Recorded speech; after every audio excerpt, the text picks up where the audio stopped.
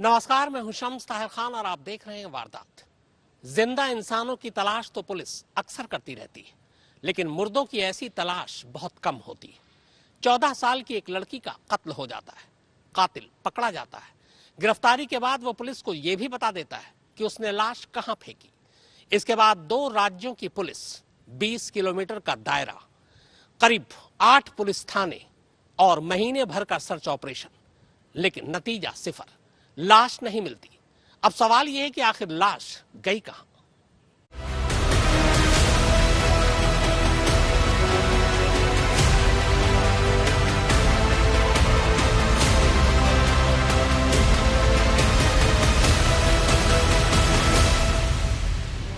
पैंतीस दिन, 2 राज्य, 8 थानों की पुलिस, 20 किलोमीटर का दायरा, 600 पुलिसकर्मी, 100 घंटे से चल रहा ऑपरेशन, अनगिनत मगरमच्छों से भरी एक नदी और एक लाश की तलाश।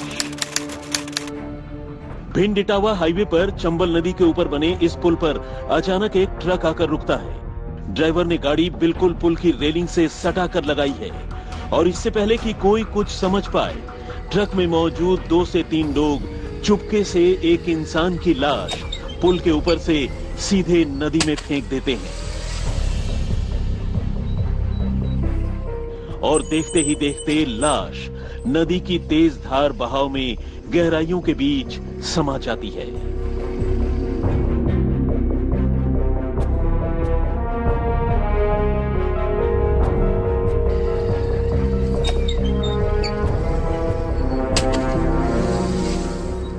किसी के लिए भी अपनी आंखों से किसी इंसान की लाश को यूं नदी में फेंकते हुए देखना अपने आप में एक अजीब सा तजुर्बा हो सकता है, लेकिन यहाँ आंखों के सामने कुछ ऐसा ही मंजर है। मगर आप घबराइए मत, आप जो देख रहे हैं वो पूरा सच नहीं है। असल में यहाँ ट्रक से कोई लाश निपटाई नहीं जा रही, बल्कि करीब महीने भर पहले इसी नदी में रात के अंधेरे में एक ट्रक से फेंकी गई एक लड़की की लाश का रिक्रिएशन किया जा रहा है। और ये तस्वीरें दिन के उजाले में किए गए उसी रिक्रिएशन की हैं।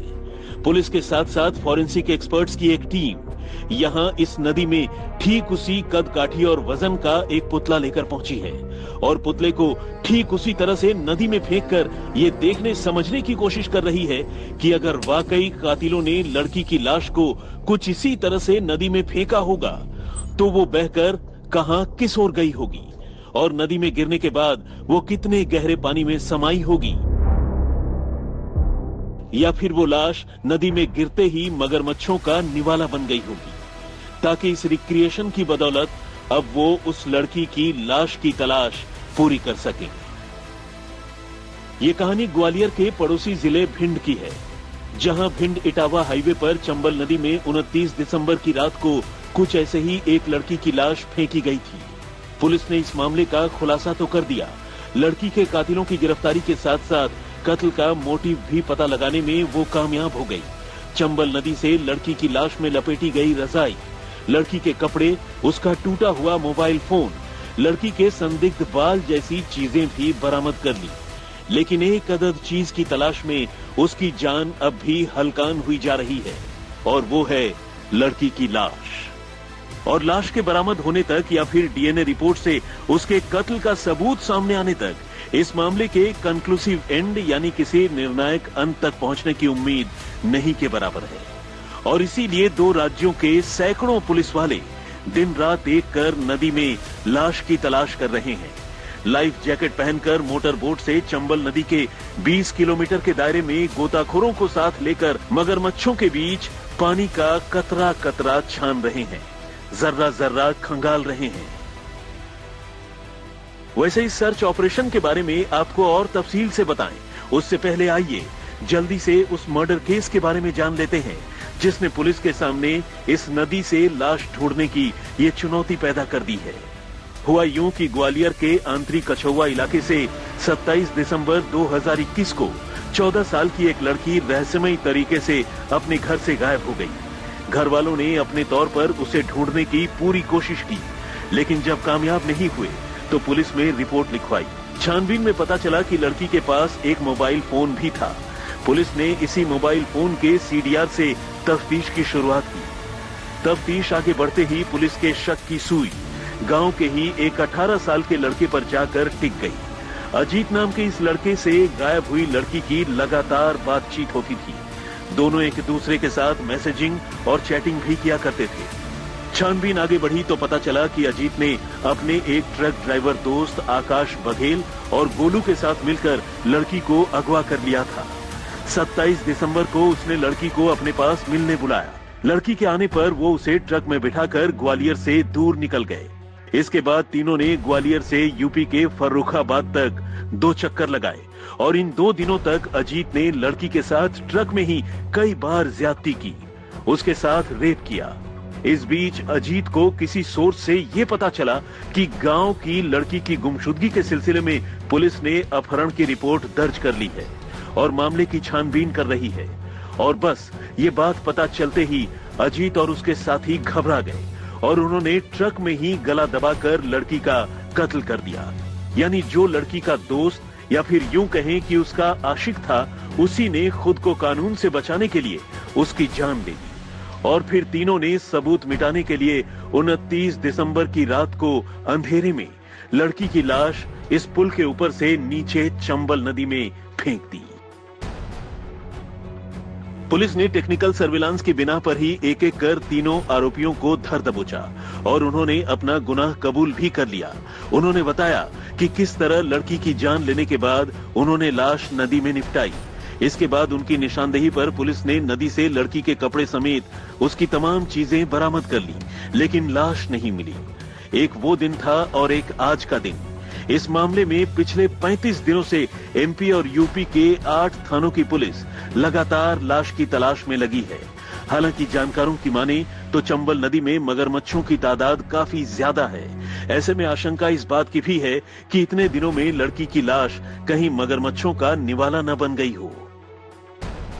मामले की तफ्तीश और सर्च ऑपरेशन का दायरा कितना बड़ा है, इसका अंदाजा इसी बात से लगाया जा सकता है कि पुलिस लाश 20 किलोमीटर के दायरे में ढूंढ रही है, जो एमपी से शुरू होकर यूपी की हद तक जाती है। और तो और ऐसी किसी लाश के सुराग के लिए ग्वालियर पुलिस ने इटावा, कानपुर और इलाहाबाद पुलिस से भी राब्ता कायम किया है, उन्हें खत लिखा है। पुलिस नदी से मिली रजाई, लड़की के टूटे हुए मोबाइल फोन और उसके बालों की फॉरेंसिक जांच करवा रही है। खासकर वो बालों का डीएनए टेस्ट करवाना चाहती है ताकि ये साबित हो जाए कि ये लाश उसी लड़की की थी जो ग्वालियर के आंतरी कछुआ से गायब हुई थी। पुलिस का कहना है कि अगर लाश नहीं भी मिलती है तो दूसरे परिस्थिति जन्य साक्ष्य और मुलजिमों के कबूलनामे की बदौलत वो गुनहगारों को सजा दिलाने में कामयाब हो जाएगी। जैसा कि आपको मालूम है कि थाना आतरी में एक प्रकरण पंजीबद्ध हुआ था। उसमें रिपोर्ट लिखाई गई थी कि नाबालिग युवती घर से गायब है। वहीं की स्थानीय गांव कछुआ की रहने वाली वो युवती थी। और जब उसके बारे में पता साजिश की गई तो ऐसा मालूम पड़ा कि वो अपने किसी परिचित के साथ में किसी ट्रक में सवार होकर फर्रुखाबाद की तरफ गई हुई है। उसके साथ में ज़बरदस्ती की गई थी और उसको मार के भिंड इटावा के पास में चंबल नदी का पुल है वहाँ फेंक दिया गया है। जो अपहृता के द्वारा यूज़ की गई मोबाइल था और रजाई जो थी उसको वहाँ पर से जब्त करवाया है। टीमें उतारी गई थी नदी में भी और ताकि उस लाश की खोज की जा सके, किंतु अभी तक सफलता नहीं मिली है। इसमें 3 आरोपी हैं और 3 उधर लड़की के घर वाले इस वारदात के बाद बेहद सदमे में हैं और वो गुनहगारों को कड़ी से कड़ी सजा दिलाने की मांग कर रहे हैं। 2 राज्यों की सीमा पर चंबल नदी से लेकर यमुना नदी तक पुलिस बीते करीब 1 महीने से युवती का शव ढूंढ रही है। ये तलाशी करीब 20 किलोमीटर के दायरे में है, जहां पर घड़ियालों और मगरमच्छों की भरमार है। पुलिस को शक है कि कहीं ऐसा ना हो कि लड़की के शव को मगरमच्छ या घड़ियालों ने अपना निवाला बना लिया हो, क्योंकि यदि ऐसा हुआ तो लड़की का शव नहीं मिलेगा और यदि शव नहीं मिला तो आरोपी को सजा दिलाना पुलिस के लिए एक बड़ी चुनौती साबित होगा।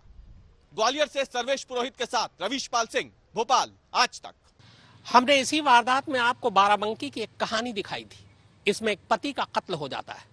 यह कत्ल पिछले साल नवंबर में हुआ था। यहाँ भी कातिल पकड़ा जाता है। यहाँ भी कातिल ये बताता है कि उसने लाश कहाँ फेंकी, लेकिन 3 महीने से ज्यादा हो गए, अब तक उस लाश का कोई सुराग नहीं मिला।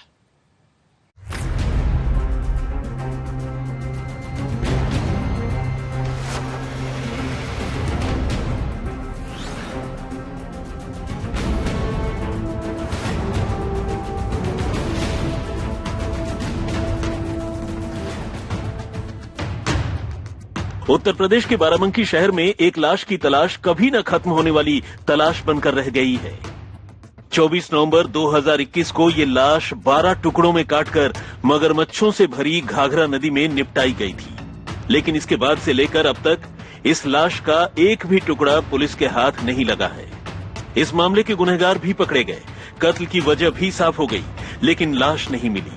और तो और गुजरते वक्त के साथ पुलिस की तफ्तीश भी पूरी हो गई और पुलिस ने इस मामले में आरोपियों के खिलाफ कोर्ट में चार्जशीट भी दाखिल कर दी, मगर लाश नहीं मिली। ऐसे में शक है कि शायद ये लाश और लाश की सूरत में सबूत भी अब घाघरा नदी में मौजूद मगरमच्छों का निवाला बन गए हैं, उनके पेट में चले गए हैं। बाराबंकी का रहने वाला 32 साल का लवकुश जायसवाल एक रोज अचानक कहीं गायब हो गया। ऊपर से उसका मोबाइल फोन भी रहस्यमयी तरीके से स्विच ऑफ हो गया। घर वाले उसे पूरे शहर में ढूंढते रहे।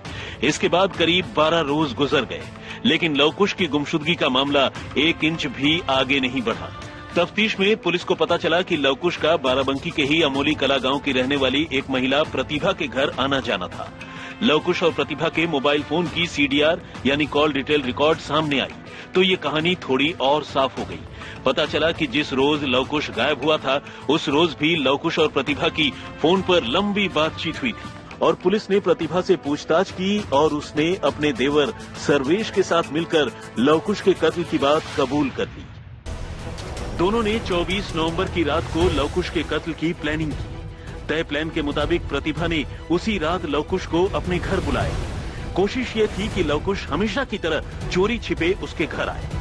प्रतिभा के फोन करने पर लवकुश कैंटीन से निकलकर सीधे उसके घर अमोली कला पहुंचा। प्रतिभा और सर्वेश की साजिश थी कि लवकुश को अपने अंजाम की भनक न लगे और बस इसी साजिश की वजह से प्रतिभा उस रात भी लवकुश से मिली। लवकुश और प्रतिभा ने साथ में वक्त गुजारा और फिर वो आराम से प्रतिभा के घर पर ही सो गया। लेकिन उसके नींद में गाफिल होते ही उसका भयानक अंजाम हुआ। सर्वेश और प्रतिभा ने घर में रखे सील बट्टे से लवकुश का सिर कुचल दिया और फिर लाश को ठिकाने लगाने की ऐसी साजिश रची कि देर तक किसी को पता ही नहीं चला। इसके बाद देवर भाभी ने लाश के 12 टुकड़े किए और उसे रातों रात घाघरा नदी में ले जाकर फेंक दिया ताकि लाश को निपटाना भी आसान हो और पुलिस के हाथ कोई सबूत भी न लगे। असल में प्रतिभा के नाजायज रिश्तों की खबर उसके घर वालों को चल गई थी और ऐसे में खुद को पाक साफ दिखाने के लिए उसने अपने ही आशिक के कत्ल का फैसला कर लिया। पुलिस ने ये केस तो सुलझा लिया है, मगर लाश अब भी पहेली बनी है। रेहान मुस्तफा, बाराबंकी, आज तक। तो वारदात में फिलहाल इतना ही, मगर आज तक पर खबरों का सिलसिला लगातार जारी है।